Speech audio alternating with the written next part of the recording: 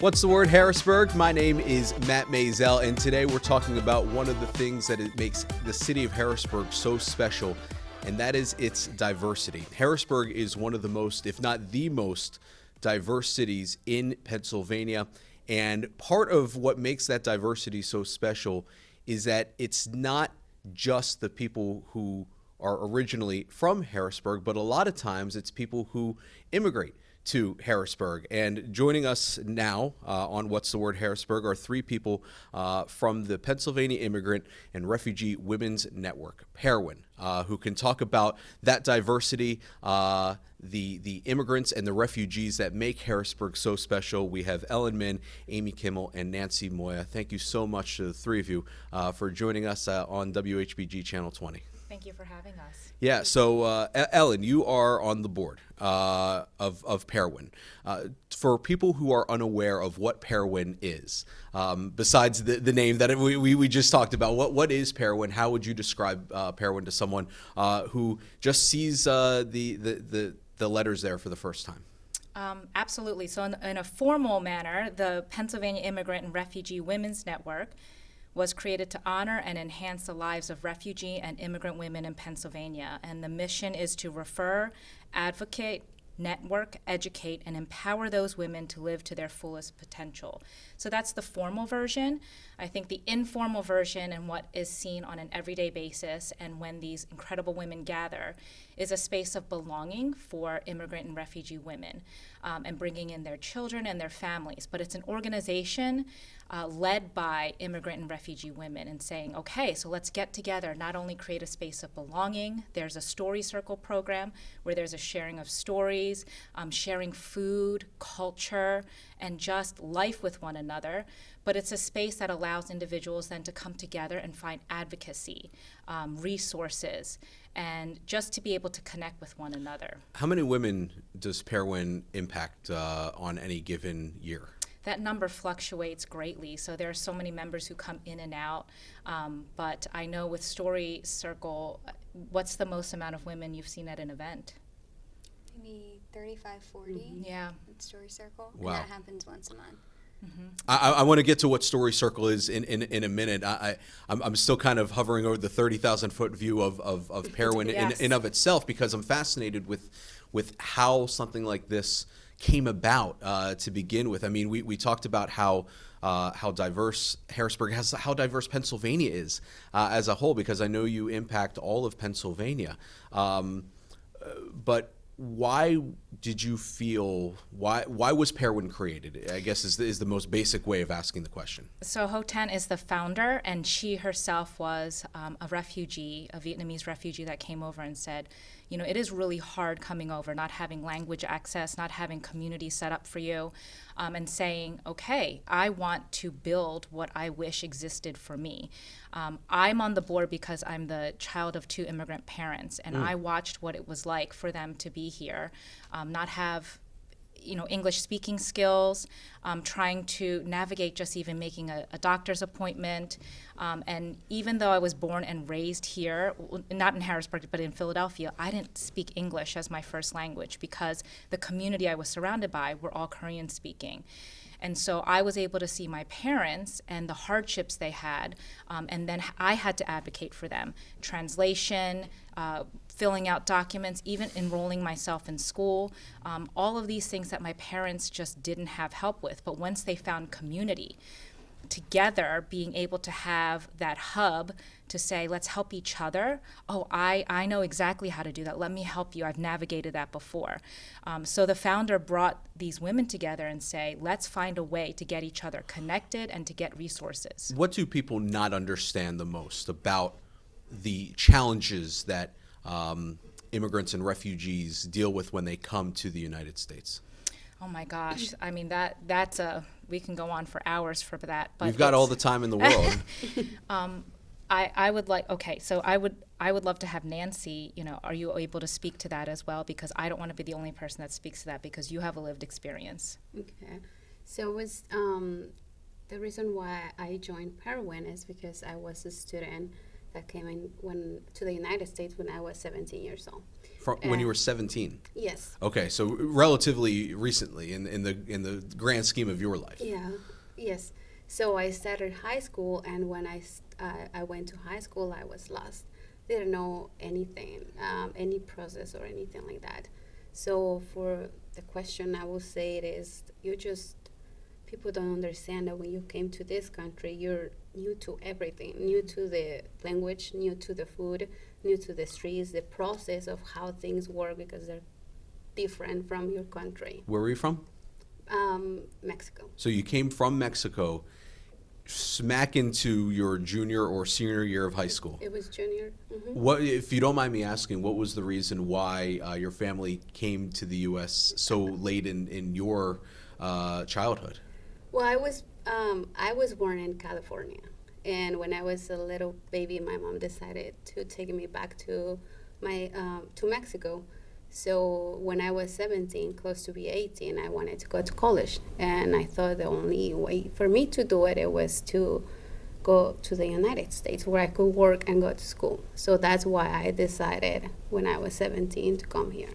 So did you come here by yourself, or were you with your family? No, by myself, but I knew other people here from my country. Did you come here to Harrisburg? Yes. So you came to Harrisburg, and you said you knew people here, or Yes. Okay, so you knew people here. Sorry, I'm peppering you with questions Fine. right now, but I'm fascinated by your story that you left your family behind in order to better the future for yourself. Yes. And that is something I imagine you're not the first, and you're not going to be the last person to do that.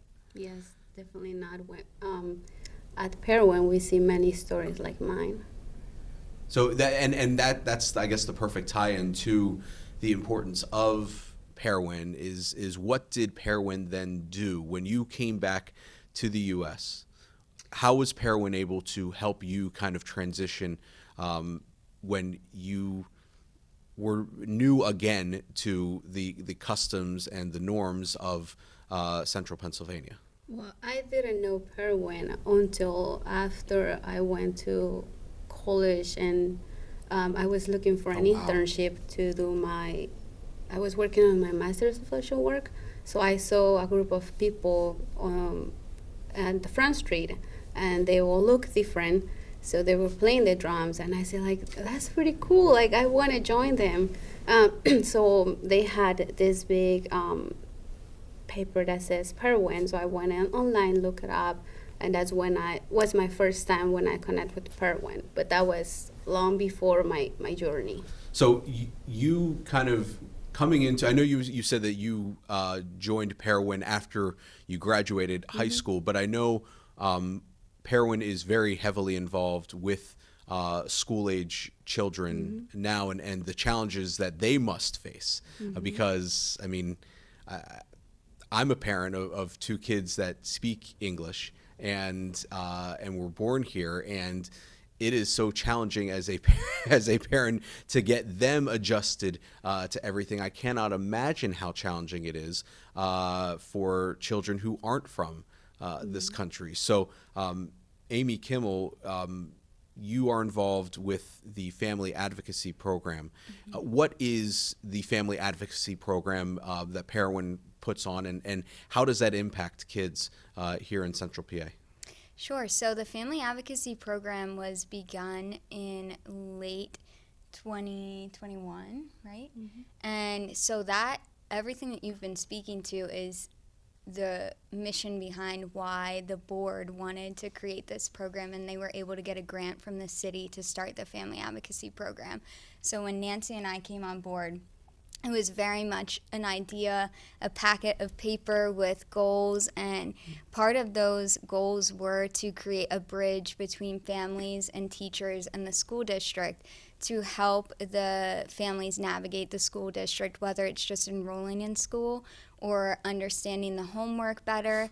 And that's kind of where our after-school program comes in. We have that weekly at Foose Elementary, and we have about 12 students that come there, and we just have it right after school. We offer assistance with homework, but then we also just offer a safe place for them to be able to practice their English speaking skills and to spend time with other kids like themselves. It's for immigrant and refugee students. I want to get a sense of how much you've seen in terms of growth from these kids that are put into these incredibly difficult circumstances. But the one thing that you always hear from child care professionals and doctors is the resiliency of children. Children are so far more resilient than we as adults give them credit for.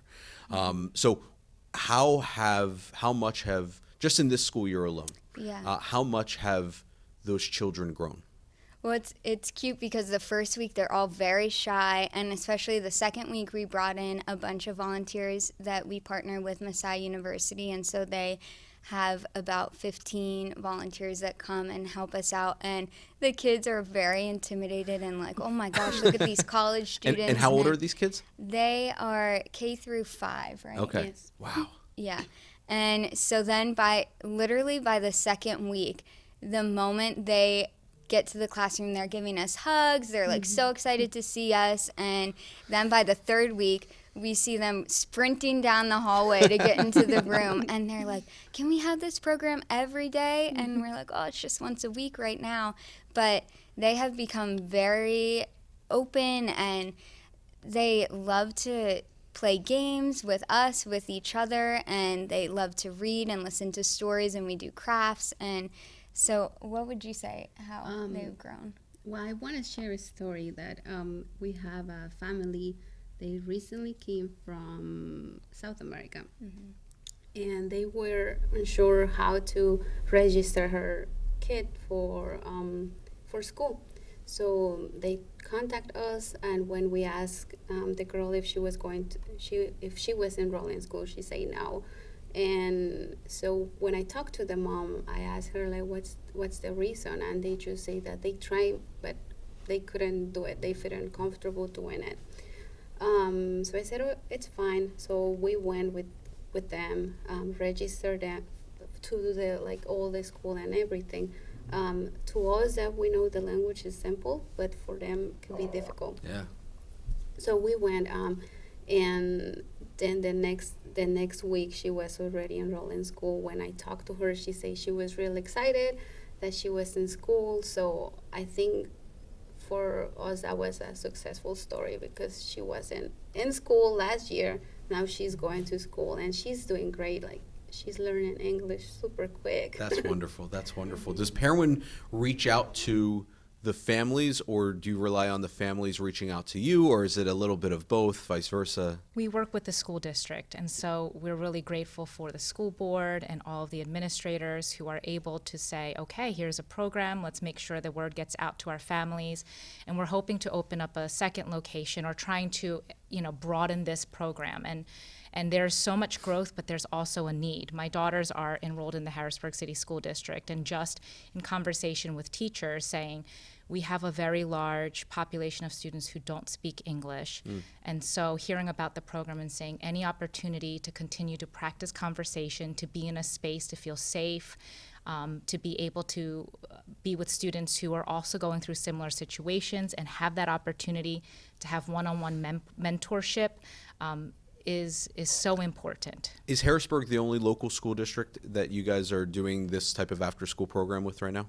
Yes, currently, okay. As the immigrant and refugee population is so high in Harrisburg City. Yeah. But you also mentioned that you're looking to hopefully grow to another school within the district. And that kind of begs the question, because there are so many elementary schools within the district, is there any transportation provided to help kids from one school to get to another school?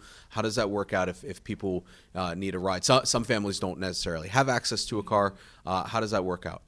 So right now I know that being in Foose Elementary, we are able to bring students in from that school. I know that when this program was at a different location, the idea of transportation was difficult, so this was kind of a switch up. There is a hope to, again, extend. This is the first year. We're just kind of getting our legs and figuring out how this program works, and we do hope to extend our reach and into other schools. If you're from another school, can you participate? Yes, Absolutely. Yes. Okay. We have kids that come from other schools to work. Okay. That was- Oh, that's wonderful. Yeah. That's wonderful. I know you mentioned a family from South America. You yourself are from Mexico. You mentioned that there are children who are speaking Korean, I believe you said. What are the mix of languages, and how challenging can it be to deal with so many different languages in one program? I think it's great. We are so lucky to have enough volunteers, and many of them speak different languages. And also at PAIRWN, we have different women that speak different languages. So we always ask them for translation. But right now, mostly it's Spanish.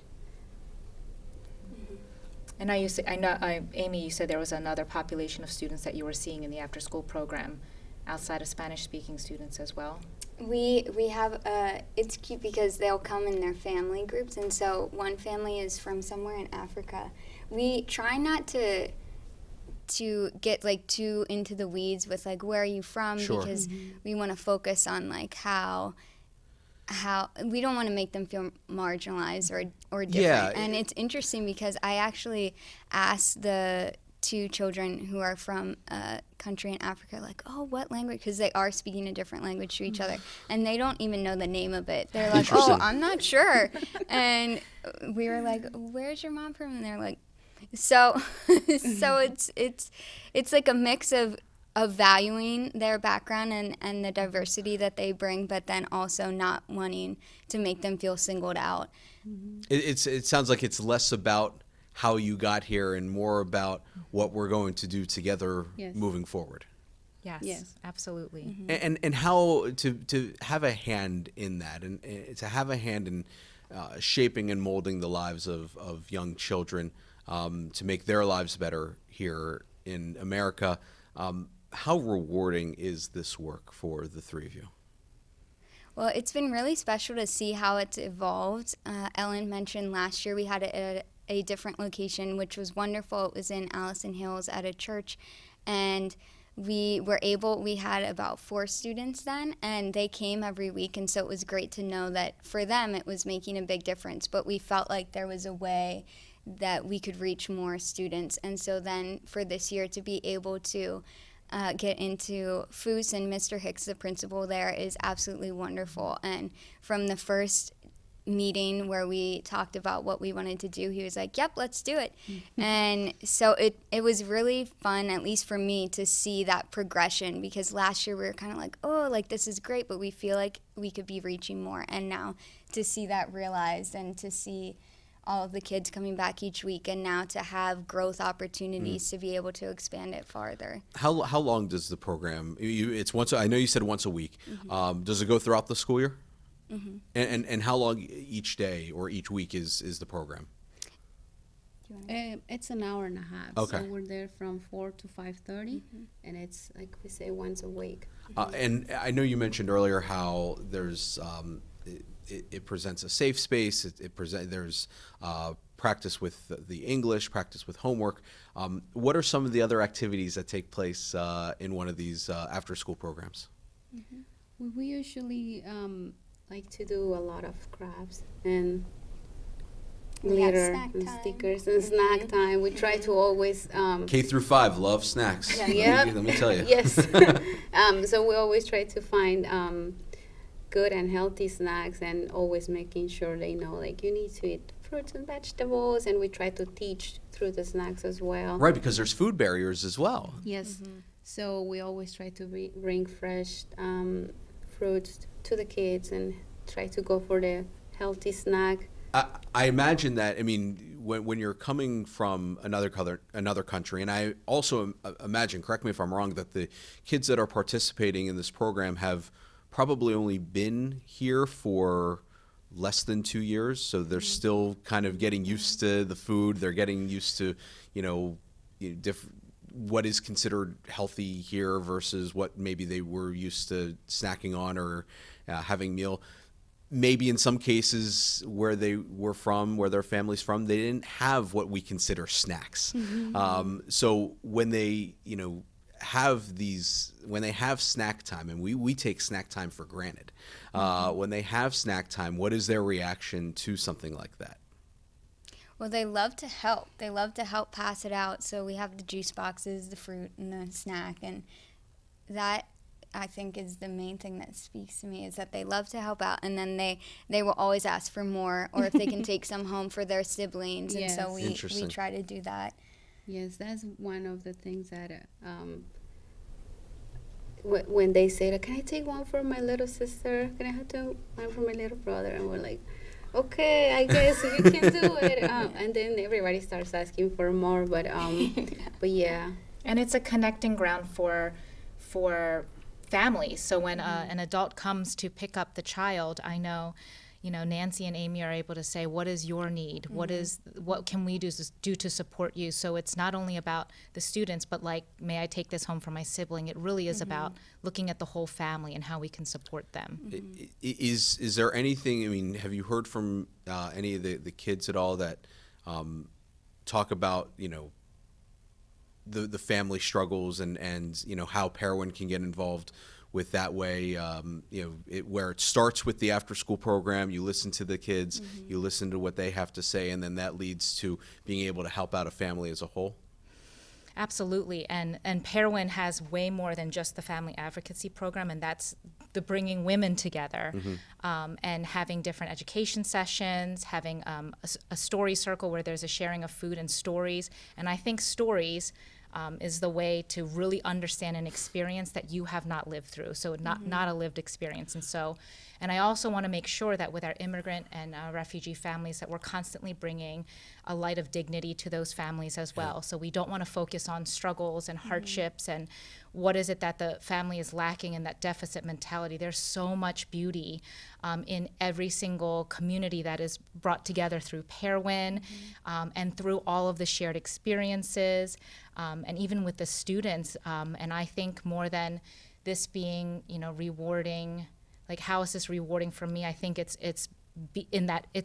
such an honor to be in the presence of all of these incredible women, children, and the families and communities that are made up by the immigrant and refugee families. And you just mentioned the phrase that I was going to bring up, and that's shared experience. Yeah. How does that shared experience that these families have, that these kids have, that these individuals have, how much does that help what you are trying to do in terms of building this network, bringing people together, helping them transition into a new lifestyle? Well, I think just like, for example, I was an immigrant kid. So me coming to PAIRWN is like, I know that what I want to do because I've been there. Yeah. And Amy has experience working in different countries, and Ellen also. So we all bring our experience to create PAIRWN. That's wonderful.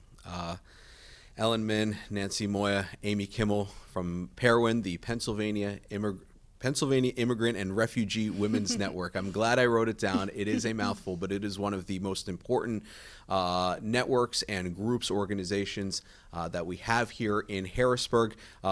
Ellen, we'll close on this. Give a plug for where people can find more information about PAIRWN. Yeah, so PAIRWN is PAIRWN. And so PAIRWN.org, if you go to the website, there is a donate button. And although we do receive funding from the city that we're grateful for, and there's others who do provide funding, and we try to raise funds, right now we could really use assistance because, our population is growing and there's so much more that we could do, and there's a broader reach that we could have. And so I just encourage everyone to donate, to learn more about our programs. I know that there's a lot of public-facing programs that go out with PAIRWN, and so I would really love for people to get involved and attend one of our events to get to understand and better know the immigrant and refugee experience if it's one that has not touched you personally, or your personal and life beyond your own. It is the season of giving, and there are many great organizations out there. You're not going to find more that have as much of an impact as PAIRWN does. So thank you to the three of you for what you do. Thank you for coming into What's the Word Harrisburg and the Channel 20 studios to talk about everything that PAIRWN does. And again, PAIRWN.org, PAIRWN.org. That's the Word Harrisburg. Thank you so much for joining us. Have a great and safe, happy holiday season.